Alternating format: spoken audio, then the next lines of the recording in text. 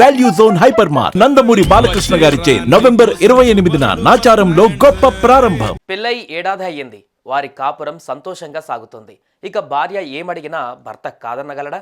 అలాగే నాగరాజు కూడా తన భార్య షాపింగ్ అడగడంతో నో అనలేదు. సాయంత్రం చల్లబడ్డాక వారి బైక్ పై బయటకు వచ్చారు. ఏ షాప్లో షాపింగ్ చేద్దాం అని డిస్కషన్ చేసుకున్నారు.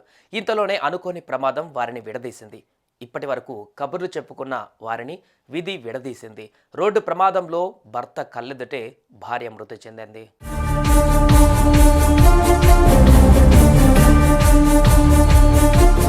వారికి కొత్తగా పెళ్ళైంది.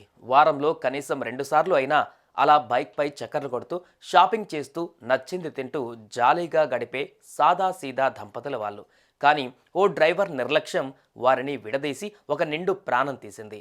ఏ భర్త అయితే తన భార్యను ప్రాణంగా చూసుకున్నాడో ఆ భర్త కళ్ళెదుటే ఆమె మృతి చెందింది.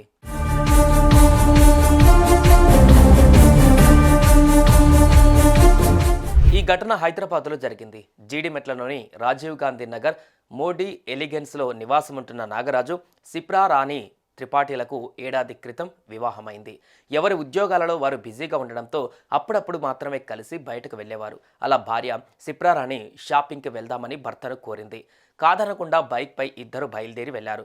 భుజంగా పైప్లైన్ రోడ్డు మీదుగా సుచిత్ర వైపు వెళ్తున్న క్రమంలో రంగా భుజంగా సినిమా థియేటర్ వద్ద వీరి బైక్ని వెనక నుంచి వచ్చిన డీసీఎం ఢీకొట్టింది.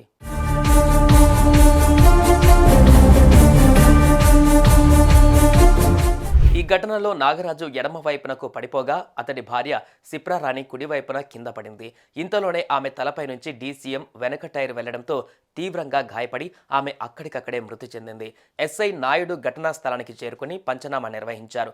మృతదేహాన్ని పోస్టుమార్టం నిమిత్తం గాంధీ ఆసుపత్రికి తరలించి ప్రమాదానికి కారణమైన వాహన డ్రైవర్ రాజును అదుపులోకి తీసుకుని కేసు నమోదు చేశారు.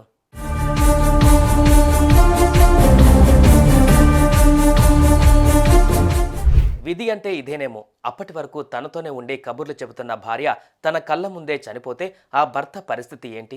జీవితకాలం కలిసి ఉంటూ ఎన్నో కలలు కన్నా వాళ్ళని విడదీసింది రోడ్డు ప్రమాదం. డీసీఎం డ్రైవర్ నిర్లక్ష్యం ఇప్పుడు 2 కుటుంబాలకు కన్నీరే మిగిల్చింది.